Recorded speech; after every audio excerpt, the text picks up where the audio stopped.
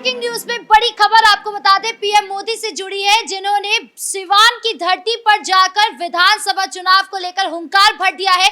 जहां एक तरफ उन्होंने महागठबंधन को निशाना बनाया, तो वहीं दूसरी तरफ एनडीए सरकार और नीतीश कुमार की जमकर तारीफ करी। इसी पर तमाम अपडेट के साथ मेरे साथ मौजूद है मेरे सहयोगी नवेंदु सर। सबसे पहले बात करें कि क्या कुछ इस दौरे में खास था।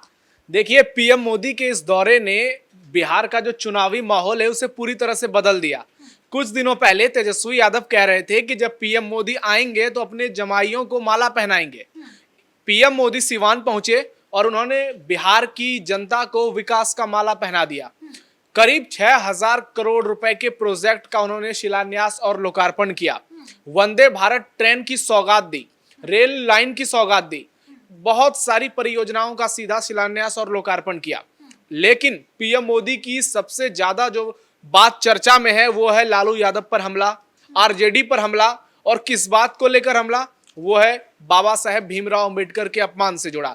पिछले दिनों जो तस्वीर निकलकर सामने आई थी, जिसमें लालू यादव के जन्मदिन के मौके पर उनके समर्थकों ने उन्हें बाबा साहब की तस्वीर भेंट की थी, और दुनिया ने देखा था कैसे लालू यादव ने उस समय अंबेडकर जी की अपमान की थी।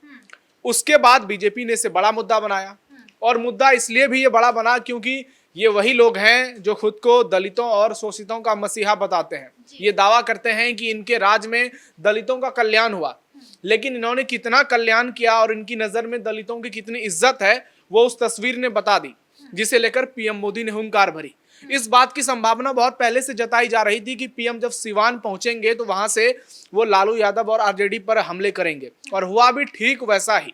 पीएम मोदी ने एक एक कर चुन चुन कर हिसाब लिया और कड़े हमले किए। उन्होंने साफ तौर पर कह दिया कि वो दलित और पिछड़ों का अपमान करते हैं। वो लोग, मोदी अंबेडकर को दिल में रखता है और आरजेडी अंबेडकर को पैर में रखती है। ये बहुत बड़ी बात है, और आप देखिएगा कि आने वाले दिनों में इस बात से एक तरह से चुनावी एजेंडा भी सेट होगा, क्योंकि तेजस्वी यादव बार बार दलितों की बात करते हैं, लालू यादव बार बार सामाजिक न्याय की बात करते हैं और मूल्यों की, और उसकी झलक पिछले बार भी दिखाई दी थी जब उन्होंने अपने बेटे को घर से बाहर निकाला था। तो पीएम मोदी ने साफ साफ कह दिया कि ये जो लालटेन और पंजे वाले लोग हैं, ये सिर्फ अपने परिवार का विकास करते हैं। हमारा क्या मंत्र है? सबका साथ, सबका विकास, और अब तो उसमें उन्होंने सबका विश्वास और सबका प्रयास भी जोड़ दिया है। तो पीएम मोदी ने सिवान से सीधे सीधे आरजेडी और महागठबंधन पर हमले बोले। उन्होंने राहुल गांधी को भी निशाने पर लिया, क्योंकि राहुल गांधी भी लगातार दौरे कर रहे हैं। पीएम मोदी 51वीं बार बिहार में जनसभा को संबोधित कर रहे थे, और इस जनसभा से एक और तो उन्होंने लालू यादव पर हमले किए ही, दूसरी ओर सीएम नीतीश की भी बहुत तारीफ की। उन्होंने कहा कि नीतीश कुमार के कार्यकाल में कैसे बिहार की तस्वीर बदली है। जो बिहार जंगल राज के लिए जाना जाता था, आज वो विकास और सुशासन के लिए जाना जाता है। उन्होंने नीतीश कुमार के कई कार्यों की वहां पर बातचीत भी की और लोगों को बताया भी आज कैसे महिलाएं सुरक्षा का भावना महसूस करती हैं, कैसे बच्चे हैं वो रात में दिन में जब सड़कों पर दिखाई देते हैं। क्योंकि लालू यादव का दौर था जब माफियाओं का दबदबा हुआ करता था, जब अपराधियों का बोलबाला हुआ करता था, चाहे पटना की बात करें या फिर बिहार के दूसरे हिस्से की बात करें। लेकिन आज नीतीश कुमार के शासन में वो तस्वीर बदली है, जिसे लेकर पीएम मोदी बार बार हुंकार भर रहे थे। आप देखिए ये तस्वीरें, इसमें मोदी किस तरह से उस जनसभा में आ रहे हैं, और उनके एक और सम्राट चौधरी और दूसरी ओर नीतीश कुमार हैं।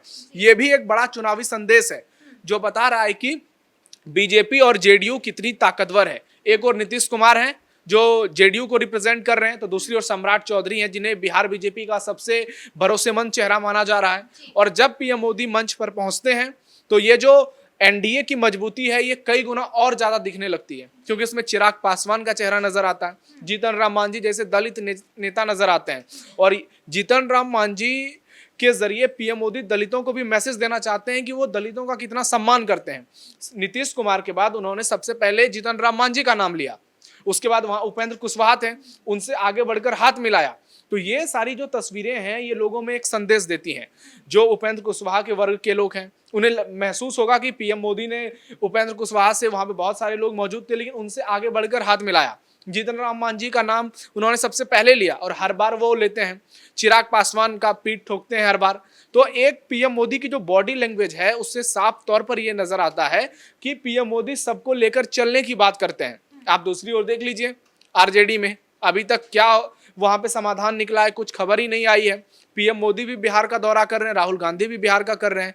उधर खबर आती है कि आरजेडी और कांग्रेस के बीच सिर फुटबॉल चल रहा है, तो दूसरी ओर इधर आप देख लीजिए, यहाँ पे सीट शेयरिंग का भी फॉर्मूला तय हो गया है। 102 से 103 पर जेडीयू लड़ेगी, 101 102 सीटों पर बीजेपी लड़ेगी, 24 से 28 सीटें चिराग पासवान को दी जाएगी, 7 सीटें करीब जीतन राम मांझी को मिलेगी और 4 से 5 सीटें उपेंद्र कुशवाहा को दी जाएगी। तो एनडीए में सब कुछ एकदम पूरी तरह से तैयार है और पीएम मोदी चुनावी मैदान में जो है वो हुंकार भरने के लिए खुद आ गए हैं।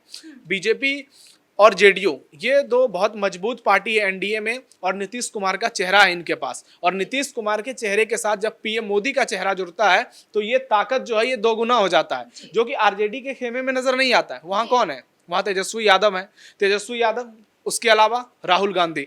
ये दोनों ऐसे नेता हैं जो सिर्फ बड़ी बड़ी बातें करना जानते हैं। इनके शासन को बिहार की जनता ने देखा है, समझा है और भली भांति लोगों को इस बात का उनको विश्वास है कि अगर ये सरकार में वापस आए तो फिर हो सकता है बिहार में जंगल राज का दौर आ जाए, क्योंकि इस बात को लेकर पीएम मोदी और नीतीश कुमार भी बार बार बिहार की जनता को याद दिलाते हैं। पीएम जब भी बिहार, पिछले बार भी वो जब बिहार आए थे, इस बार भी जब बिहार आए हैं, तो वो बार बार जंगल राज पर बहुत जोर दे रहे हैं। जंगल राज पे बहुत जोर देने का मतलब है कि सीधा इसे चुनाव का सबसे बड़ा मुद्दा मानना, क्योंकि जब चुनाव और नजदीक आता जाएगा, जब माहौल पूरी तरह से चुनावी हो जाएगा, हर ओर सिर्फ दोनों पार्टियों की, दोनों गठबंधन की बातें होगी, तो फिर वहां पे एक और दिखाया जाएगा कि नीतीश कुमार है हमारे पास, सुशासन बाबू के तौर पर जिनकी पहचान है, और दूसरी ओर लालू यादव है जिनकी पहचान क्या है? जंगल राज के किंग। उनकी पहचान तो वही है और इसी में से आरजेडी और कांग्रेस बहुत बुरी तरह से फंसती जा रही है।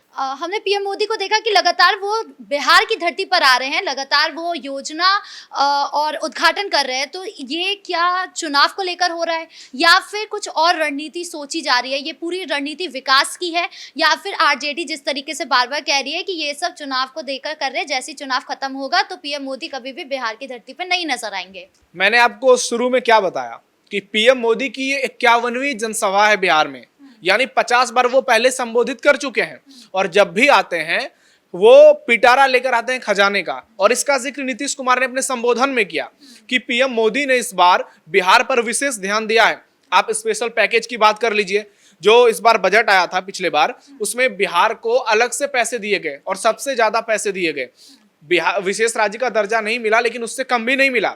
नीतीश कुमार जब सीएम खुद इस बात की तस्दीक कर रहे हैं कि पीएम मोदी अभी उनके ध्यान में सबसे ज्यादा बिहार है, और पिछले अगर 2014 से 25 तक की बात कर लें आप, तो देखिए कि पीएम मोदी जितने बार बिहार आए हैं कुछ ना कुछ उन्होंने बिहार को बढ़ा दिया है। और आज भी जब पीएम सिवान पहुंचे थे तो वहां से उन्होंने 6000 करोड़ रुपए की सौगात बिहार को दी। इससे पहले वो जहां जहां गए थे, चाहे पटना की बात करें, झंझारपुर की बात करें, सासाराम की बात करें, हर जगह से उन्होंने कई परियोजनाओं का लोकार्पण और उद्घाटन किया।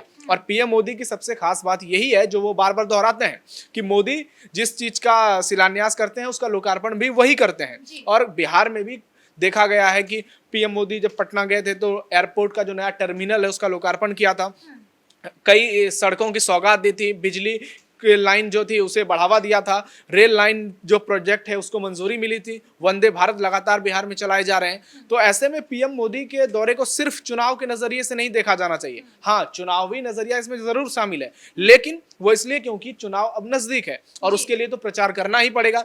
लेकिन आप ये देखिए कि पीएम मोदी की भूमिका कहां पर कम नजर आती है। ऑपरेशन सिंदूर के पहले भी वो बिहार आए थे, ऑपरेशन सिंदूर के बाद भी वो बिहार गए, लोकसभा चुनाव में भी वो लगातार बिहार का दौरा करते रहे, और 2014 के बाद से ही पीएम मोदी कई बार बिहार जा चुके हैं और बिहार की जनता को स्पेशल पैकेज से लेके तमाम तरह के सौगात वो दे चुके हैं। अच्छा, आखिरी सवाल आपसे जानना चाहूंगी, आपने बताया कि जेडीयू जो है वो काफी ज्यादा मजबूत नजर आ रही है, जो एनडीए है वो भी काफी मजबूत है, सब एक साथ खड़े हैं, सीएम चेहरे को लेकर बात हो चुकी है, सीट बंटवारे को लेकर बात हो चुकी है, लेकिन वही जब महागठबंधन की बात करते हैं तो वहां पर ना सीट बंटवारे को लेकर कोई निर्णय निकल रहा है, ना ही कोई सहमति सीएम चेहरे को लेकर चल रही है, क्योंकि तेजस्वी यादव का नाम जरूर आगे आ रहा है लेकिन फिर भी हर कोई सहमत नहीं है उनके नाम से। तो अभी महागठबंधन की क्या स्थिति है? क्या अगर इस कंफ्यूजन के साथ वो चुनाव में उतरेंगे तो तो कोई फायदा हो पाएगा उनका? अंबेडकर को लेकर जो आपने बताया कि उन्होंने जिस तरीके से लालू यादव ने उनका अपमान किया, क्या ये भी कहीं ना कहीं नुकसान देने वाला उनको चुनाव में? सबसे ज्यादा तो यही नुकसान देगा, क्योंकि लालू यादव तो खुद को दलितों का मसीहा बताते हैं। और चुनाव में इस बार तेजस्वी यादव जो नया खेला करने की कोशिश कर रहे हैं कि दलितों को जोड़ेंगे अपने साथ, तो दलितों को किस आधार पर जोड़ेंगे? भीमराव अंबेडकर का अपमान करके? दलितों को कैसे? उनकी तस्वीरों को उनके पिताजी ने अपने पैर के पास रखा, उस पर ध्यान तक नहीं दिया। दलितों में सीधा संदेश गया है। और तेजस्वी यादव के पास अब कोई चारा भी नहीं है, क्योंकि बहुत जल्द वो जेल भी जा सकते हैं। गिरफ्तारी की तलवार पूरे परिवार पर लटक रही है। रेलवे में जमीन के बदले जो उन्होंने घोटाले किए हैं बहुत बड़े, और चारा घोटाले में तो पहले से लालू यादव जो है वो बाहर घूम रहे हैं, कभी भी अंदर जा सकते हैं। तो ऐसे में हर ओर से महागठबंधन पूरी तरह से घिर चुका है।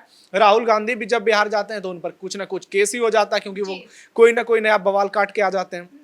तो महागठबंधन कुछ भी कर ले, इस चुनाव से पहले महागठबंधन की हालत बहुत खराब होती जा रही है। और उसके अगर कोई सबसे बड़े जिम्मेदार हैं, खुद तेजस्वी यादव हैं और खुद लालू यादव हैं। और उनका जो उनके परिवार में जो आपसी कलह चल रही है तेज प्रताप यादव को लेकर, आने वाले दिनों में ये भी एक बड़ा मुद्दा बनेगा।